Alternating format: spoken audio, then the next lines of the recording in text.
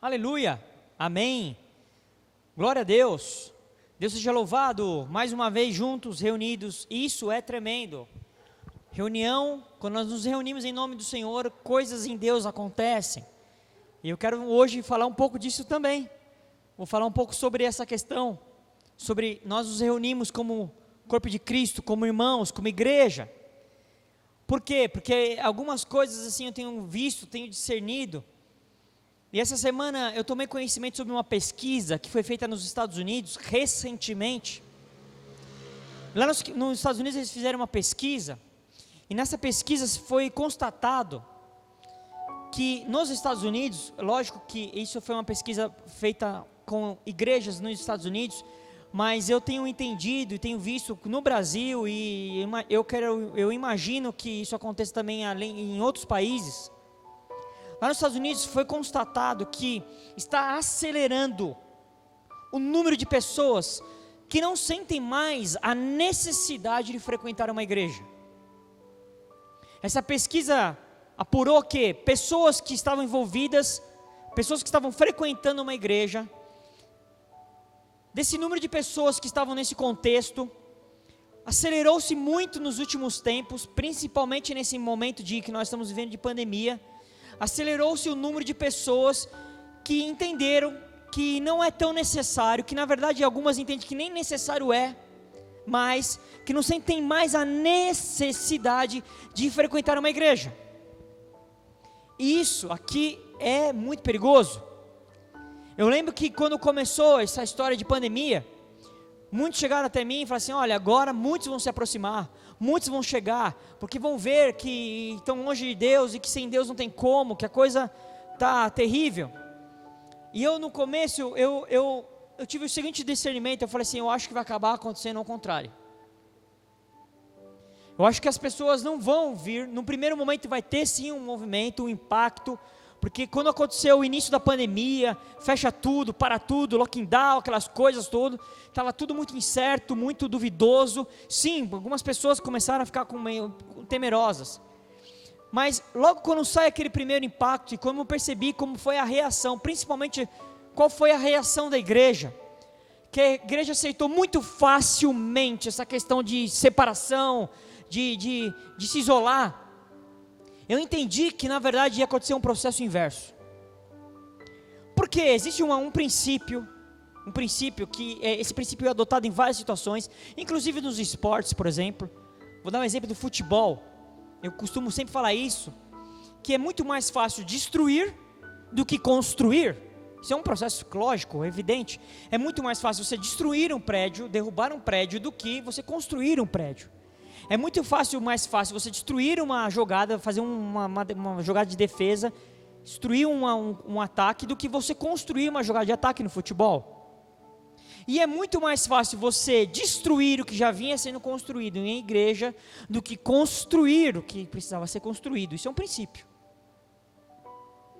E tudo tem constatado, tudo tem apontado, porque isso tem efetivamente acontecido. Eu tenho visto, tenho ouvido, tenho conversado com alguns pastores, com alguns líderes, tenho visto alguns pastores falar sobre isso, que de um modo muito geral, assim, lógico que pode ter um caso ou outro pontual, mas de um modo geral as pessoas estão deixando de frequentar a igreja.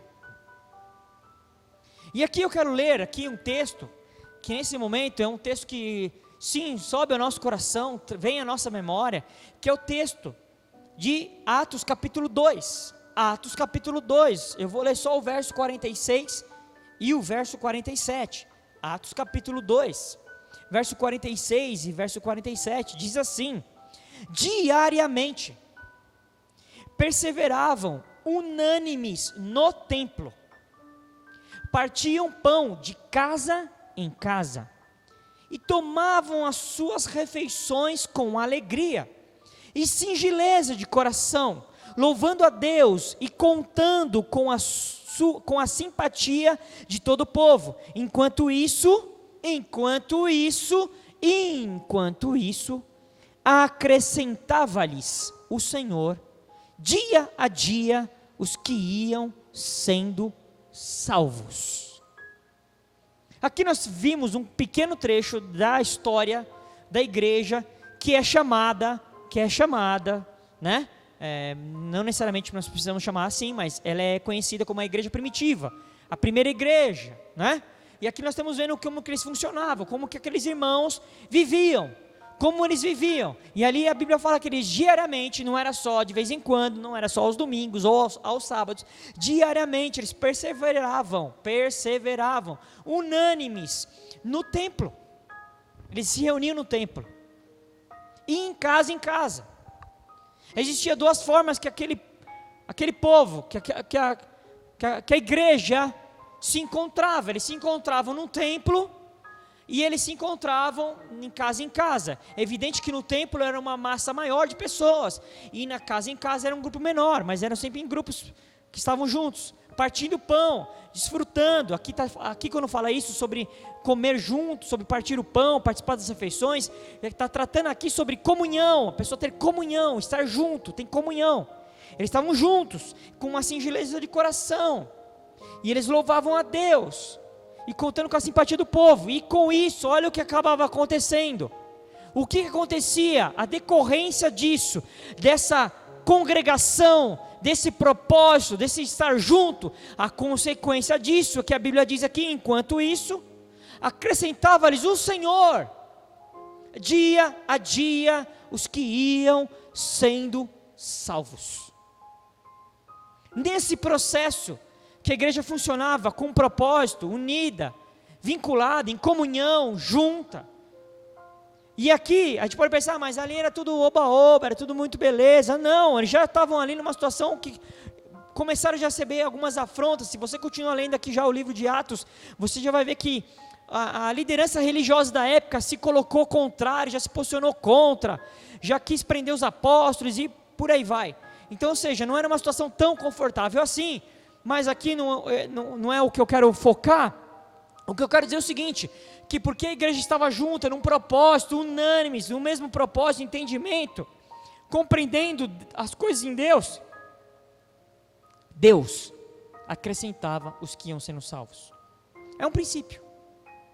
Esse é um princípio da palavra, um princípio do Evangelho. É um princípio em Deus. Quando nós estamos juntos, nós, a igreja, quando a igreja está junta, reunida num propósito, num único propósito, todos convergindo para um propósito, Deus, não somos nós, não é nossa força, não é nosso conhecimento, não é nosso marketing, não é nossa influência nas redes sociais, não é o nosso nome, não é nada, é Deus acrescenta aos que iam sendo salvos. E assim funciona até hoje. É por isso que um dos propósitos de Satanás é fazer com que a igreja não esteja unida, vinculada num propósito, que a igreja não esteja ativa, funcionando, caminhando. Por quê? Porque ele sabe que quando a igreja está assim, ele perde, ele tem que se render. Deus começa a alcançar as pessoas são alcançadas, as pessoas são salvas, as pessoas são tratadas, as pessoas são curadas, os milagres acontecem. Quando a igreja se move, ele sabe que quando a igreja para, quando a igreja fica inerte, essas coisas param de acontecer. Ele não precisa colocar praga no meio do povo, precisa colocar doença, não, ele só não precisa que o povo esteja vinculado, que o povo esteja entendendo o propósito. Mas aqui, uma coisa que a gente precisa entender, porque a gente sim vem desconstruindo uma situação, há muitos anos, muitos pastores, muitos líderes já vêm recebendo de Deus essa revelação. Isso sim é uma revelação. Qual é a revelação? Que sim, a igreja não é um prédio efetivo, a igreja não é uma instituição, a igreja não é uma organização. Na verdade, a igreja somos nós, mas a igreja sou eu, sim, eu sou a igreja, mas eu sou igreja quando eu estou vinculado aos meus irmãos. Quando nós nos vinculamos, nós somos o corpo de Cristo. A Bíblia diz que nós somos o corpo, e esse corpo tem muitos membros. Esse corpo vinculado é a igreja. Sim, nós somos a igreja. Tanto é que aqui, você vai ver que eles não tinham assim, eles tinham o templo como uma referência. Por quê? Porque o templo naquela época, o templo dessa época aqui, como que era o templo mais ou menos? Eu vou tentar fazer uma imagem para que você tentar fazer essa imagem também aí na sua mente. Era um lugar que ele era assim murado, e dentro ele tinha um pátio, E um desses pátios aí era o pátio dos gentios. Ou seja, o que eram os gentios? Os não-judeus. Quando eles se reuniam, eles tinham que ficar nesse pátio. Aí tinha no meio assim um prédio, que esse prédio era mais para os sacerdotes, para os religiosos. Tinha um pátio também que era usado para as mulheres, e tinha um pátio para os homens também. Tinha uma coisa meio separação ali, e tinha um lugar onde os sacerdotes ficavam, tipo assim, uns cômodos. E tinha um sinédrio, tipo uma sala bem grandona de reunião. Mas o povo se reunia no pátio. Então todo mundo sabia, naquela época, que o lugar de se reunir para falar de Deus, para ouvir de Deus, para estar junto com as coisas de Deus, era no templo. Então o templo, na verdade, era um lugar de encontro, era um lugar onde as pessoas se encontravam. O templo ele tinha essa referência, que era um lugar para se encontrar, para se reunir. E é claro que naquela época, e é evidente que isso funciona até hoje para os judeus, por exemplo, ele era um lugar também sagrado, um lugar sagrado. Mas qual que foi o problema? O homem começou a deturpar, entendendo que o lugar por si só, o lugar físico, o templo, aqueles muros, as paredes, aquilo era o que Deus tinha de propósito. Não, na verdade aquilo era só um simbolismo. E era um lugar de encontro. Mas hoje, nós, os crentes, nós não temos mais esse templo para ir.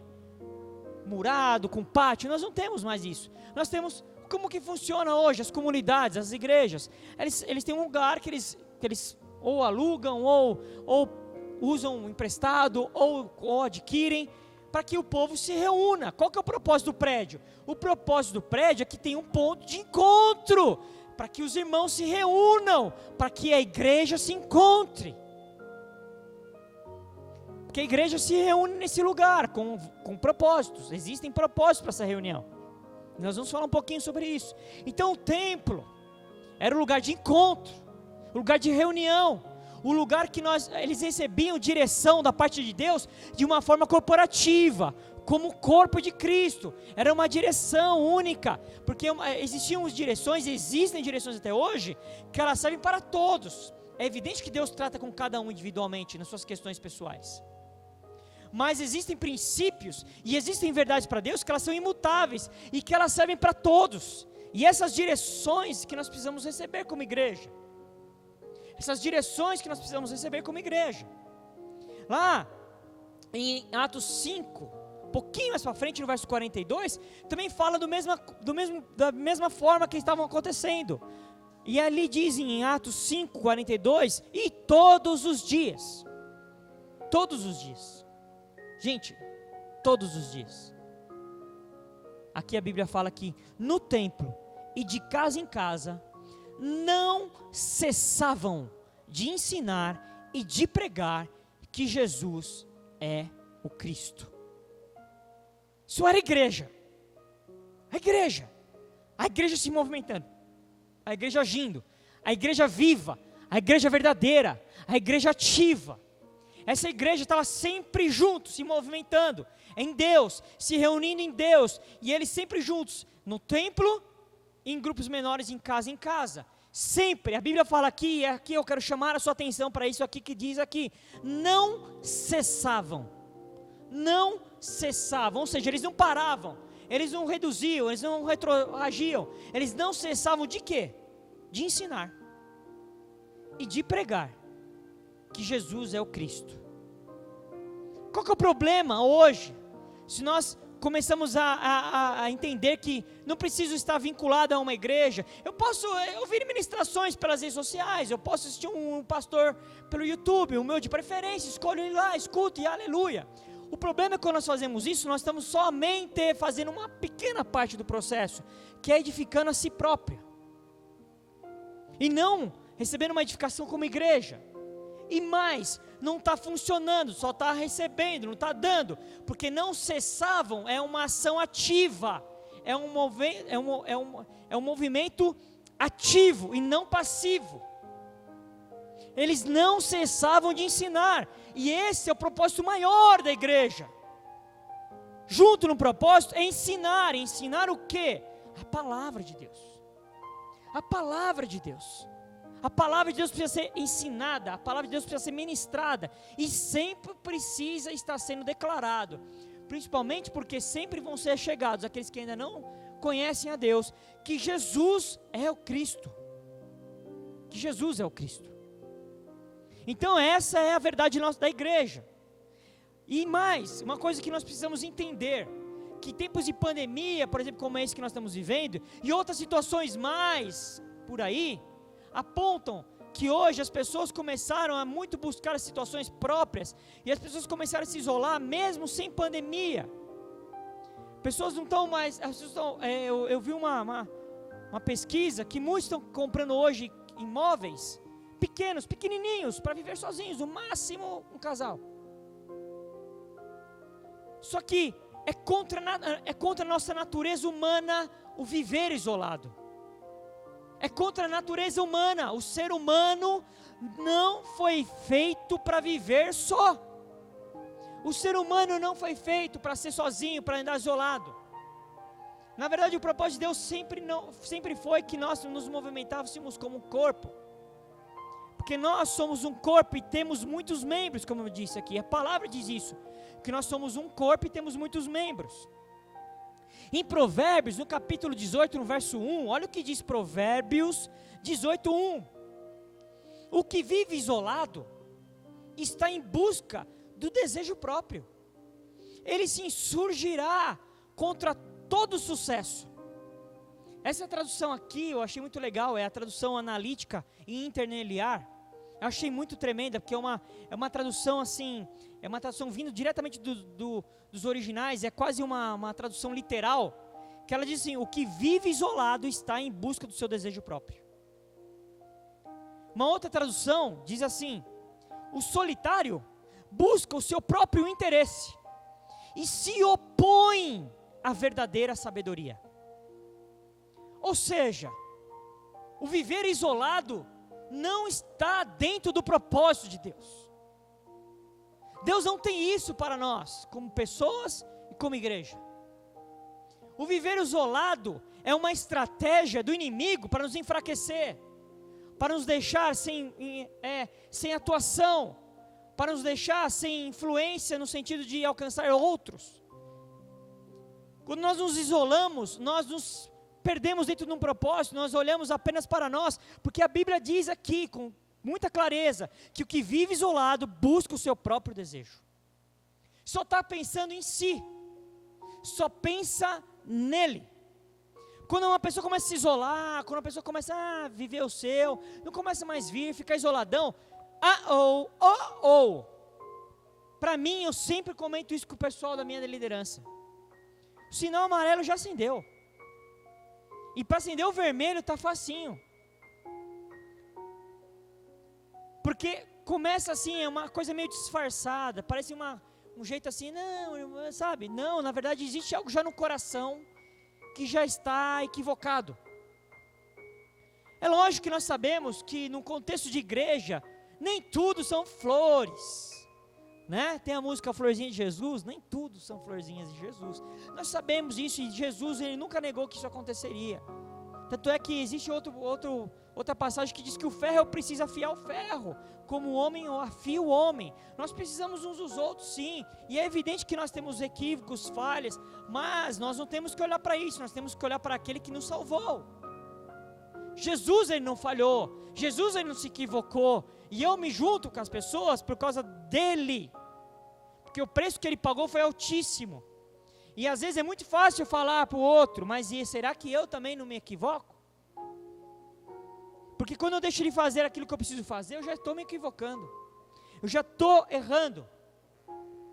Nesse processo também de isolamento, de separação, isolamento social, de deixar de estar congregando, de deixar de estar junto, também fica notório algo que aconteceu no coração dessa pessoa. Porque a Bíblia diz que assim, em Salmo 122:1, Salmo 122:1 diz: me alegrei quando me disseram, vamos à casa do Senhor. Me alegrei quando me disseram, Vamos, plural, vamos à casa do Senhor. Me alegrei quando me disseram, vamos à casa do Senhor. O que eu percebo nesse processo, quando uma pessoa está entrando nesse processo equivocado e muito perigoso? O que já está faltando no coração é a alegria. Porque a pessoa não se alegra mais, porque não está entendendo algumas coisas, já está se deixando se levar por pensamentos, sentimentos, intentos de coração equivocados. Então perdeu a alegria, e quando se perdeu a alegria é porque o propósito já está sendo perdido. Porque quando eu escuto, ei, vamos à casa do Senhor, o meu coração tem que se alegrar. Me alegrei quando me disseram, vamos à casa do Senhor. Salmos 122, 1. Essa tem que ser a alegria do coração do crente. Essa tem que ser a nossa alegria. É evidente que a gente tem que sempre entender aqui, com muita clareza. Não é que Deus só se move dentro da igreja, a igreja no sentido local, no sentido prédio. Não, é claro que não. Não se equivoque. Mas Deus também se move. E é aí que a gente precisa entender. Deus sim se move.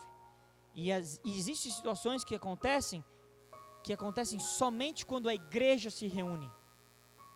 Algumas pessoas nesse processo já tinham no seu coração que vir à igreja, participar de alguma reunião, se envolver com o ministério, não fazia diferença alguma.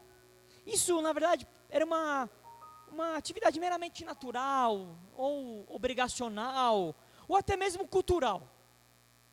Mas, para algumas pessoas, isso já estava no coração, só que estava oculto, meio escondido. Que, na verdade, isso não faz muita diferença. E a pandemia acabou tornando a desculpa perfeita para consolidar esse afastamento que já existia no coração.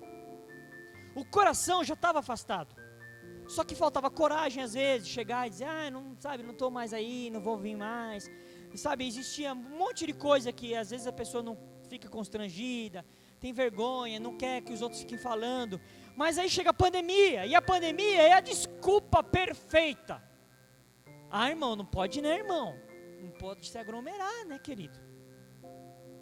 Mas esses dias eu vi um post também que eu achei tremendo. O post dizia o seguinte: se durante o período de pandemia, se você foi no mercado, se você foi na farmácia, se você chegou em algum comércio, se você chegou a frequentar a escola, se você chegou aí ao trabalho, e nesses lugares todos Deus te guardou, Deus te livrou, então você não tem desculpa para não ir à igreja, porque Deus também vai te guardar lá. Mas se Deus te guarda no mercado, se Deus te guarda no ônibus, se Deus te guarda no metrô, se Deus te guarda num comércio, se Deus te guardou no seu trabalho, se Deus te guardou no shopping, se Deus te guardou na escola, se Deus te guardou aonde você tem ido, Deus também te guarda, é o mesmo Deus, quando você se reúne com os irmãos. E aqui é lógico, antes que alguém distorça, ninguém está falando de imprudência, não estamos nem aí, isso não existe. Não, existe sim, existe essa doença sim. Não estamos falando de imprudência, lógico, todo mundo com o seu cuidado, com a sua prudência, mas nós não podemos pegar isso e colocar isso como uma desculpa para não congregar. Não podemos usar isso. Eu quero ver alguém dizer para mim que orou, ou que Deus disse para essa pessoa, Deus falou para mim que é para a igreja não mais se reunir durante a pandemia. Eu duvido alguém dizer isso, que Deus dê essa direção. Eu duvido.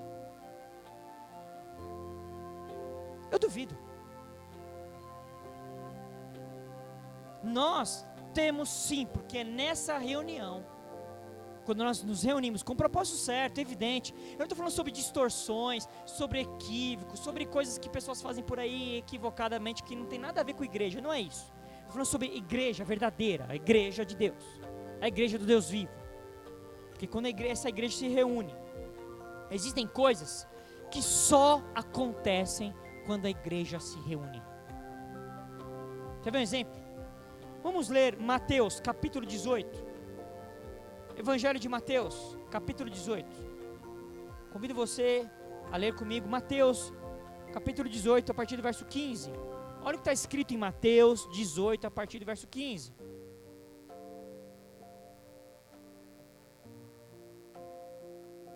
Se teu irmão pecar contra ti, vai, arguí-lo entre ti e ele só.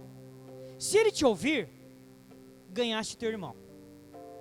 Se porém não te ouvir, toma ainda contigo uma ou duas pessoas, para que pelo depoimento de 2 ou 3 testemunhas, toda palavra se estabeleça.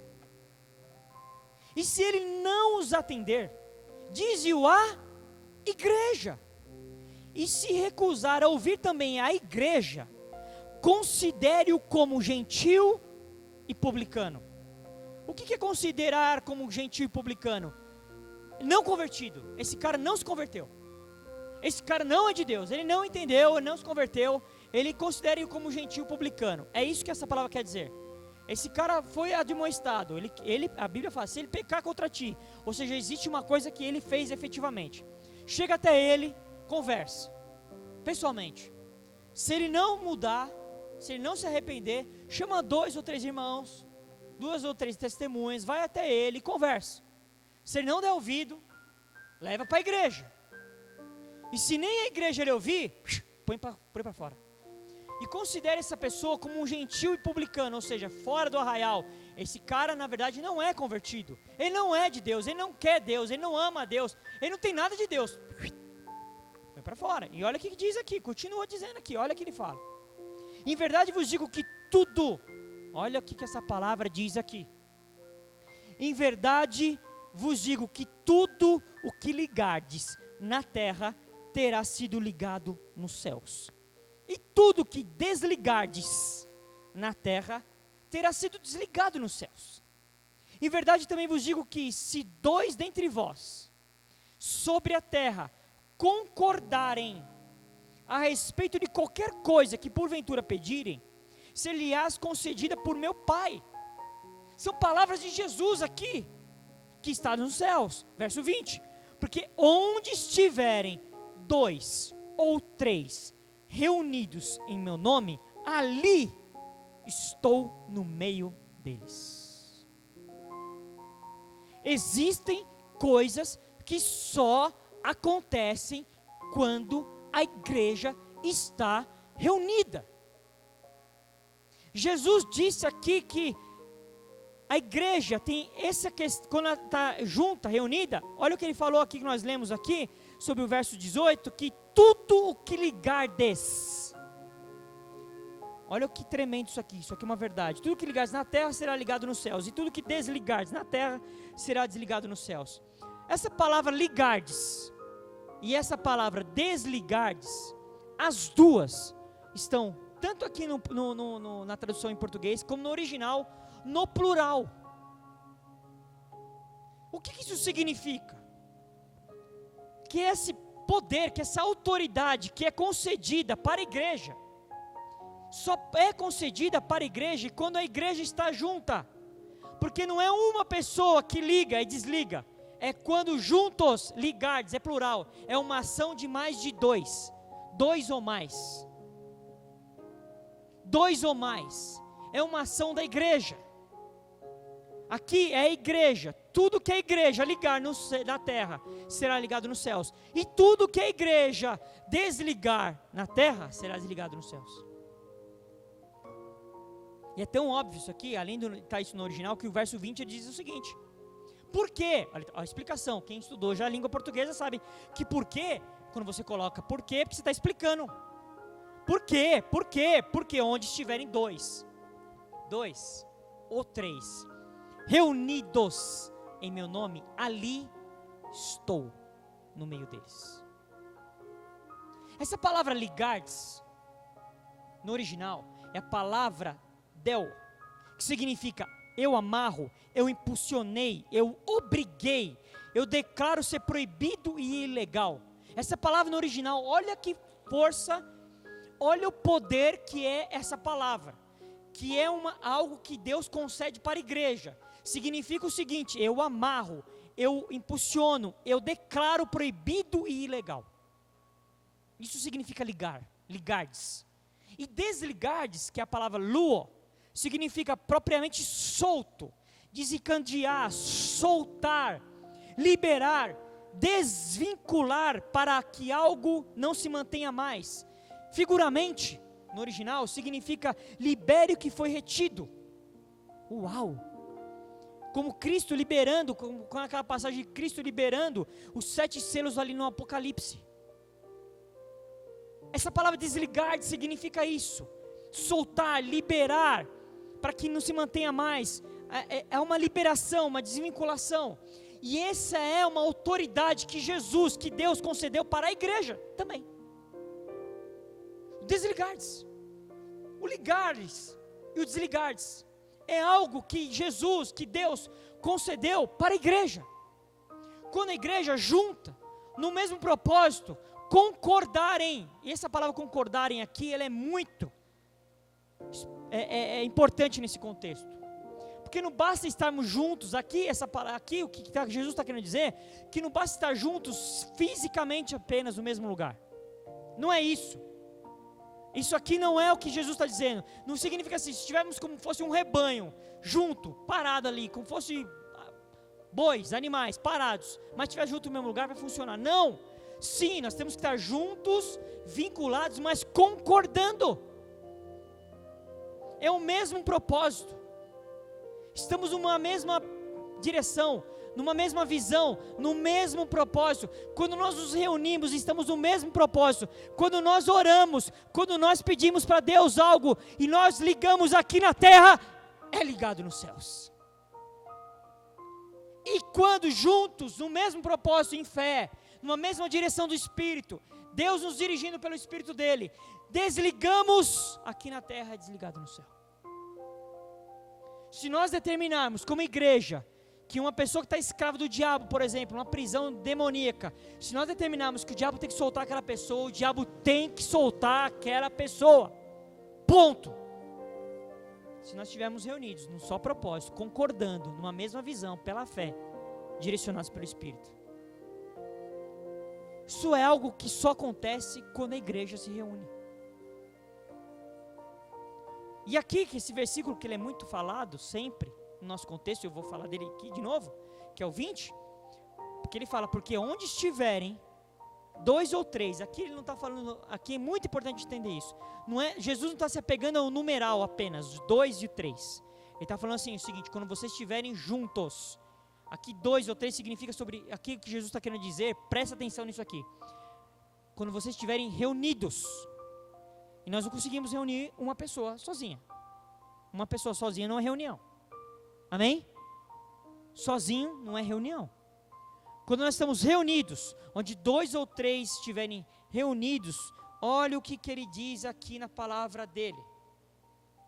Quando vocês estiverem reunidos, essa palavra reunidos é juntos, e aqui vou de novo focar isso aqui, não é simplesmente juntos fisicamente, juntos no mesmo endereço, no mesmo local, não é somente isso, mas é reunidos juntos no mesmo propósito. Jesus nos garante, ele que disse isso daqui, que quando nós estivéssemos reunidos no nome dele,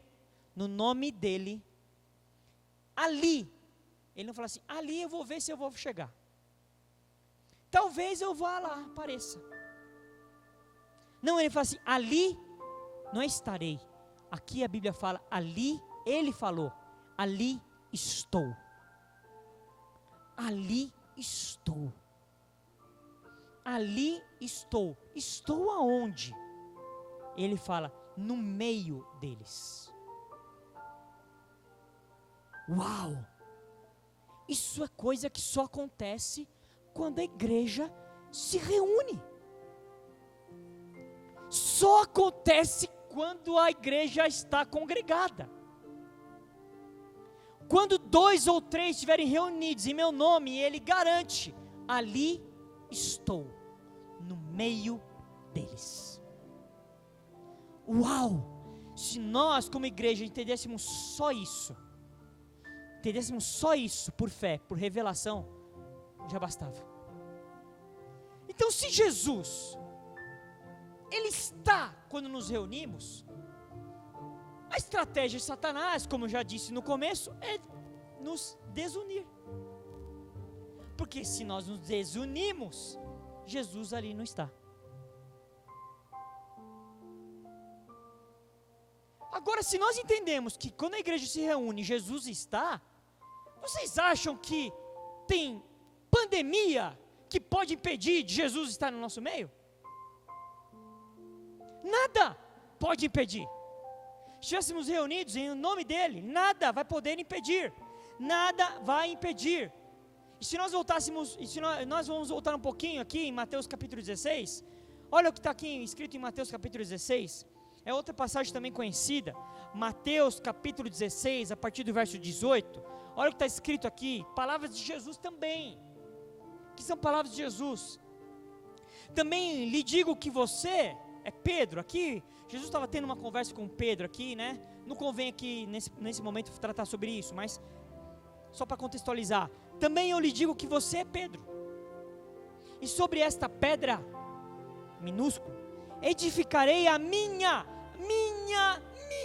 igreja. Minha igreja. É minha a igreja. A igreja tem dono. A igreja é dele. A igreja é de Jesus. Jesus é o dono da igreja. Minha igreja. Olha que ele fala assim, e sobre esta pedra edificarei a minha igreja. E olha a consequência da tal e da igreja. Olha a consequência de sermos igreja. E as portas do inferno não prevalecerão contra ela. Uau! Aleluia! Isso é algo que acontece somente com a igreja. As portas do inferno não vão prevalecer contra ela. Contra ela é quem? Contra a igreja. Por isso que nós temos que congregar, estarmos juntos num propósito em Deus, em fé, entendendo o que Deus é que está fazendo. Com sabedoria sim, com prudência, com conhecimento, com entendimento, com discernimento, mas não deixando de congregar. Porque é a igreja, contra o movimento da igreja. Quando a igreja se move em fé, as portas do inferno não podem prevalecer. Tudo que vem do inferno, tudo que é oriundo do inferno não consegue avanço. Seja o que for, doenças, maledicências, malignidade, qual que for, não prevalece. E ele continua mais. E olha o que ele fala, Jesus continua dizendo, e lhe darei as chaves do reino dos céus. E o que você ligar, esse texto conversa com Mateus 18.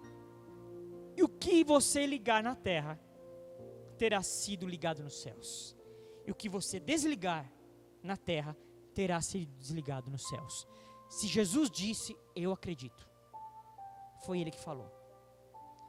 Quando ele diz assim, eu lhe darei as chaves. Chaves aqui é um símbolo de autoridade, é um simbolismo de autoridade. Jesus falava através de símbolos, existiam símbolos, existiam situações que eram metafóricas. Sim, então não é chaves literais aqui, Jesus não vai dar uma chave literal. Chaves aqui significa, o significado de chaves aqui significa símbolo de autoridade. O que ele está dizendo para a igreja aqui? O que ele diz? Que a igreja tem a autoridade. A igreja. Não é uma pessoa, não é um pastor, não é um bispo, não é um apóstolo, não é um reverendo, não é um nome de uma instituição, é a igreja dele, porque ele falou, a igreja é minha, e essa igreja ele dá a autoridade, para quê? Ele fala, se vocês ligarem alguma coisa aqui, vai ser ligado nos céus, e se vocês desligarem, desliga lá também. Por quê? Porque Jesus diz, eu dei autoridade. Isso só acontece com a igreja. Com a igreja. Igreja. A palavra igreja é sempre bom trazer à memória. Essa palavra igreja aqui está no verso 18, que é a primeira vez que vai falar isso aqui nos evangelhos, essa palavra é a eclésia, que significa no original, essa palavra eclésia, significa no original uma assembleia, uma congregação, a igreja, todo o corpo de crentes cristãos. Isso significa eclésia. Eclésia é assembleia, não existe assembleia de um só. Não existe congregação de um só. É um povo, é um tipo de povo que foi salvo, resgatado por Jesus. Esse povo resgatado por Jesus é a igreja, isso é eclésia. Quando a eclésia está reunida, quando a eclésia está junto, Jesus, Deus libera uma autoridade para que a igreja possa subjugar os princípios equivocados do mundo, do diabo. Essa autoridade, eu vou repetir, só é para a igreja. Para a igreja. Um texto que conversa também com Mateus, esse Mateus 18, 20, um texto que ele conversa com Mateus, é o que está escrito em Hebreus, capítulo 10, a partir do verso 25, Hebreus 10, 25, diz o seguinte: não deixemos de nos congregar, como é costume de alguns. Olha o que ele fala aqui, pelo contrário, façamos admoestações, ainda mais agora que vocês veem que o dia se aproxima. Verso 26, por quê? Olha, isso aqui, eu confesso para vocês, que até então, antes de estar preparando essa palavra, eu não tinha me atentado para o verso 26, essa conexão do 26 com o 25, porque o porquê é uma conexão do que estava sendo falado. Ele fala, por quê? Por quê? Por que nós não podemos deixar de congregar? Por quê? Porque se continuarmos a pecar de propósito, depois de termos recebido o conhecimento da verdade, já não resta sacrifício pelos pecados.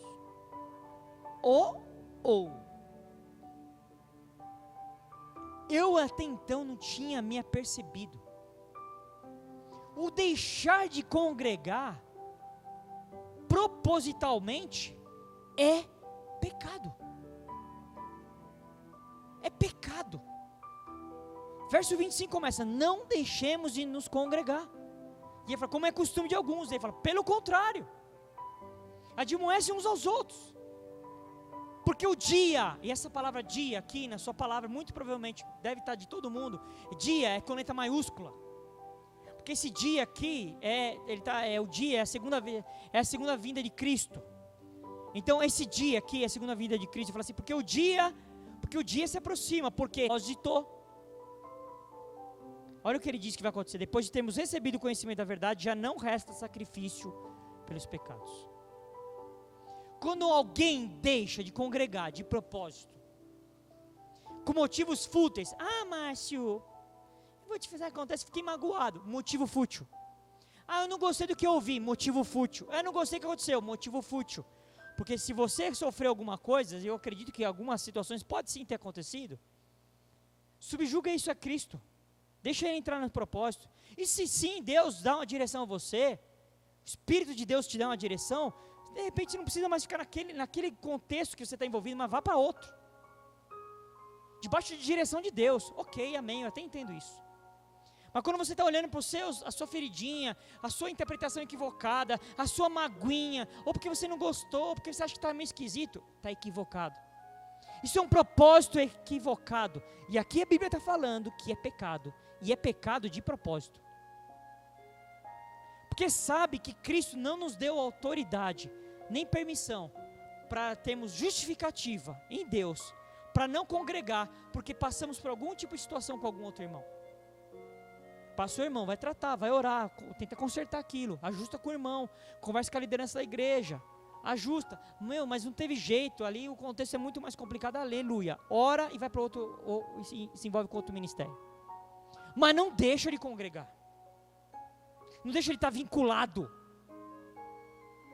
O dia aqui se aproxima, a segunda vinda de Cristo se aproxima, e nós temos que entender o seguinte: quanto mais se aproxima esse dia, mais pessoas vão deixar de congregar. Isso é um sinal. Deus está liberando vários sinais. Ele está voltando. São sinais apenas. Ainda não chegou a hora. Ele fala assim, quando vocês virem rumores de guerra, pandemia, epidemia, são sinais. Ainda não é hora, mas Já estou avisando. Eu já estou avisando. Sinal, sabe o que significa sinal? É um sinal. Significa o seguinte: estou te avisando. Eu estou te avisando. Eu estou te avisando. Você nunca vai chegar para mim e depois eu falar assim: eu não sabia. Não, eu te avisei. Eu te avisei. É um sinal. Quanto o dia está chegando, mais as pessoas não vão querer congregar. Fique atento, irmão. Se atenta, se conserta, se alinha, se ajusta, se arrependa. Volte a congregar. Onde que é o ponto? O ponto aqui todo é o compromisso. O nosso compromisso. Compromisso com quem? Com Deus e com a igreja dele. Esse é o ponto, o meu compromisso. Aonde está o meu compromisso? É com as minhas vontades? É com os meus prazeres? É com o meu bem-estar? É com o meu conforto? É com a minha vontade ou o meu compromisso é com a vontade dele? O ponto aqui é o nosso compromisso. O que nós temos visto? Pessoas descompromissadas. Pessoas que não têm compromisso. Compromisso com Deus. Não é com uma organização, porque se uma organização estiver escravizando você, irmão, irmã, ora a Deus. Pede para Deus dar uma direção. Amém, aleluia. Deus dá. Mas a questão aqui é o compromisso. Em Salmos 92, 12, diz o seguinte. Salmos 92, 12. O justo florescerá como uma palmeira, crescerá como o cedro no Líbano. Verso 13. Plantados na casa do Senhor. Plantados. Não é num vaso que vai para lá, vai para cá. É plantado na casa do Senhor. Florescerão nos átrios do nosso Deus. Na velhice ainda darão frutos. Serão cheios de selva e de verdor. Para anunciar que o Senhor é reto. Ele é a minha rocha e nele não há injustiça. O justo.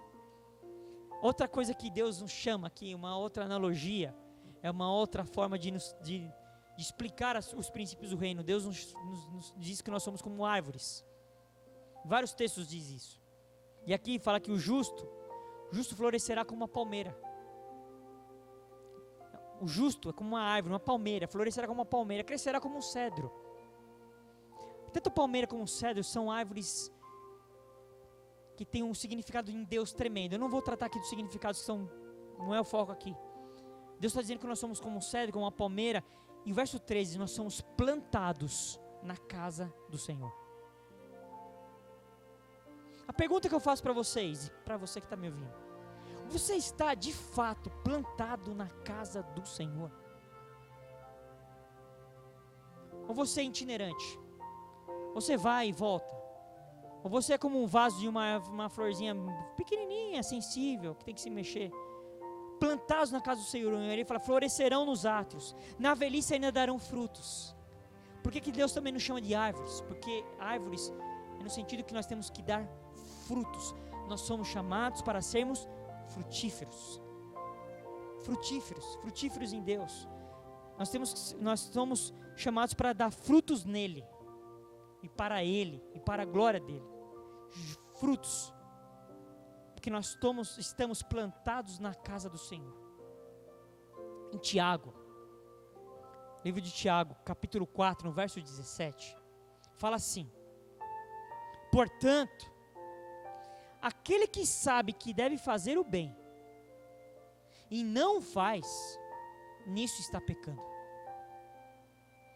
Se a pessoa é convertido, sabe que tem que estar envolvido, congregado, vinculado, abençoando os irmãos, se dispondo para a obra, se dispondo para o ministério, sabe que tem que fazer o bem, que isso é fazer o bem, sabe que tem que fazer o bem, não faz, a Bíblia fala assim, nisso é pecado, isso é pecado, nisso está pecando.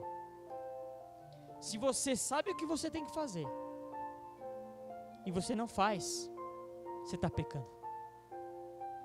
Se nós sabemos que nós temos que nos reunir como igreja, se nós sabemos que nós temos que estar orando pelos irmãos, se nós sabemos que nós temos que estar orando pelo reino, se nós sabemos que nós temos que ser frutíferos em toda a obra, se nós sabemos que nós temos que nos envolver com as coisas de Deus, se nós sabemos que nós temos que ser abençoadores e não fazemos, nós estamos pecando. Pecado. Você está no mundo não, irmão. precisa estar lá agora no boteco tomando uma, não. Não precisa estar fumando baseado. Não precisa estar pegando todas as mulheres aí que você tem aí. Ontem eu escutei um testemunho de um cara, pelo amor de Deus, ele contou o testemunho, ele estava falando no processo de testemunho, ele falou que ele estava num lugar, aí ele decidiu ir embora, ele pegou 15 mulheres, e aí vou para um lugar, 15 mulheres para fazer, você imagina as coisas que foram feitas, o cara com 15 mulheres, não precisa fazer isso não, querido, basta você não fazer o que você tem que fazer em Deus, que você já está pecando. Por que isso acaba acontecendo? Porque muitas pessoas, elas colocam os olhos no processo e não no propósito. Colocam os olhos naquilo que elas estão vivendo, no processo, naquilo que elas estão vivendo hoje e não no propósito. E quando nós colocamos os olhos no processo e não no propósito, nós nos equivocamos, nós nos perdemos, nós pecamos. Porque o processo só serve para me forjar, para me aperfeiçoar, para que eu possa alcançar o propósito. O processo é uma forja, é um tratamento. Quando nós colocamos os olhos no processo, ao invés do propósito, nós nos perdemos. Por isso tem muita gente se perdendo por aí. Você vai ver a justificativa quando você vai conversar. Primeiro que quando você, às vezes nem conversa tem, porque quando o irmão já está nesse propósito, tenta se aproximar, tenta conversar, ele não quer, então, não, sai, tchum. Depois você fala, ninguém me ama, ninguém me quer, ninguém vai atrás de mim. Mentiroso, a maioria das vezes foram, você que não quis. Fugiu. Porque coloca o olho no processo, é uma desculpinha. Mas só cuidado, que essa desculpinha você só engana você mesmo, sua alma. Mas Deus não se engana, Deus não é enganado. E falando sobre o reino, em Mateus capítulo 25, a partir do verso 1, ele fala que, nós vamos ver mais para frente, mas eu quero ler o verso 1, 25:1, falando sobre o reino, porque aqui é uma parábola, e Jesus usando parábola, Jesus usava as parábolas sim, para tratar as coisas do reino, as verdades do reino, os princípios do reino, para ficar claro isso, ele diz assim no verso 25, então o reino dos céus será semelhante, aí ele começa a tratar sobre o reino, ele começa a falar sobre o reino. Então falando sobre o reino aqui, tratando sobre o reino, lá na frente, no verso 25, 21, fala assim, uma parábola, né? Vamos ler no 14, vai, que essa parábola aqui é chamada a parábola dos talentos, né? Esse nome aqui não é um nome que foi subtítulo dado aqui, que pelos editores da Bíblia. Mas olha o que ele fala aqui, é uma parábola, pois será como um homem que ausentou-se do país, chamou seus servos e lhe confiou seus bens. A um deu 5 talentos, a outros 2 e a outro 1, e cada um a sua própria capacidade, então partiu. A um deu 5 talentos, a outro 2 e partiu. O que recebera 5 talentos saiu imediatamente. Presta atenção nisso aqui. Saiu imediatamente. Ele recebeu os 5 talentos e saiu imediatamente. Grava isso. E ele continua aqui. A negociar com eles e ganhou outros 5. Do mesmo modo que ganhou 2. Ganhou outros 2. Mas o que recebeu 1, saindo, abriu uma cova e escondeu o dinheiro do seu senhor. Depois de muito tempo, voltou o senhor daqueles servos e ajustou contas com eles. Então, aproximando-se o que recebera 5 talentos, entregou outros 5, dizendo, Senhor, confiaste-me 5 talentos, eis aqui outros 5 que eu ganhei.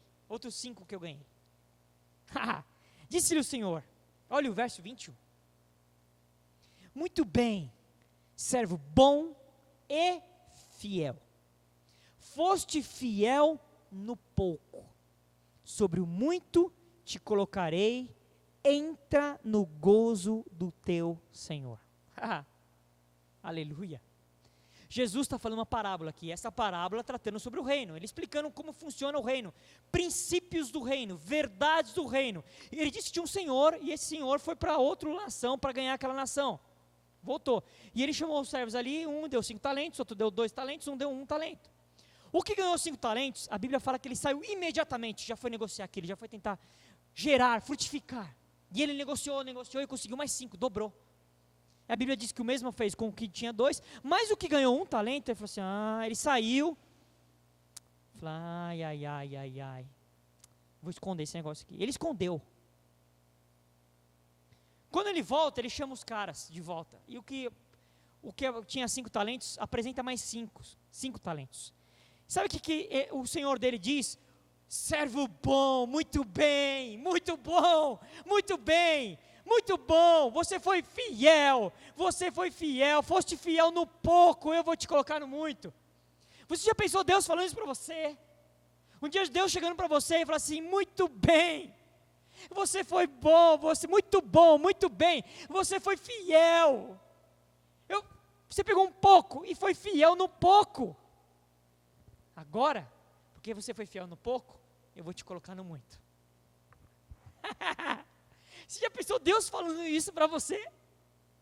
Ele chegando para você e falando assim, muito bem, que bom, que legal, você entendeu, você foi fiel. Fidelidade, quem tem compromisso é sinônimo de fidelidade. Você foi fiel no pouco, estava difícil, estava escasso, estava difícil, apertado, tinha dificuldade para vir, tinha um monte de coisa, mas você ficou fiel, continuou compromissado, e não é mais o que você gerou, você frutificou, muito bem, foi fiel no pouco, vou te colocar no muito. A recompensa que vai vir de Deus é uma consequência da nossa fidelidade, do nosso compromisso, da nossa prontidão. Imediatamente ele foi, imediatamente ele não ficou assim, irmão, será, irmão? Mas e o tempo, e o sol, a lua, as estrelas, o dinheiro, o carro, o passarinho, minha família, meu papagaio, meu cachorro, meu trabalho, minha cidade, meu pastor, Não. Imediatamente ele já começou a funcionar em Deus.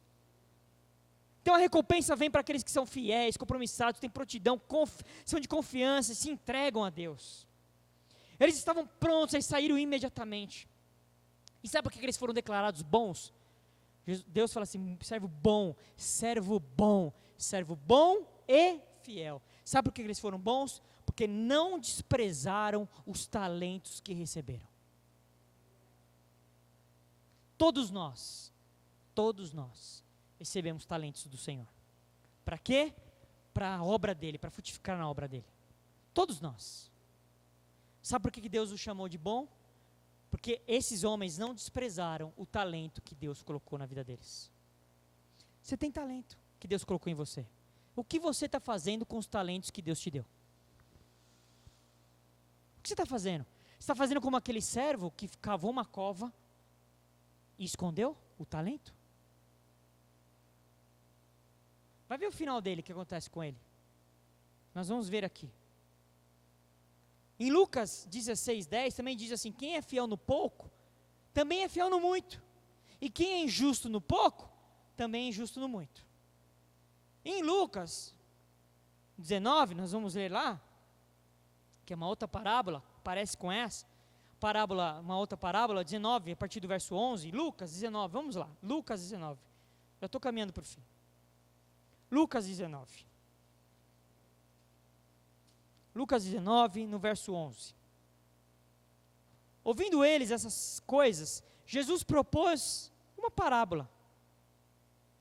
Visto que estás perto de Jerusalém, e lhes parecer que o reino de Deus havia se manifestado imediatamente. Aí ele começou a falar sobre aqueles homens. É uma parábola parecida com aquela que nós lemos lá anteriormente.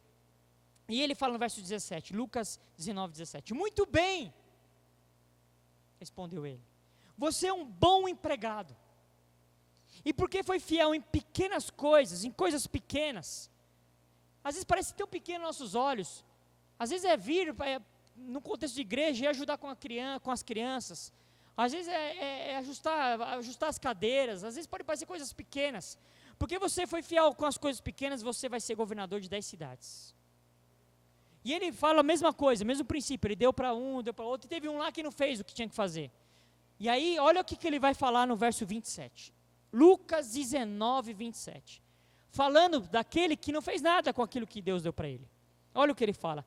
Mas quanto a esses meus inimigos, ele ele chama de inimigo, que não quiseram que eu reinasse sobre eles.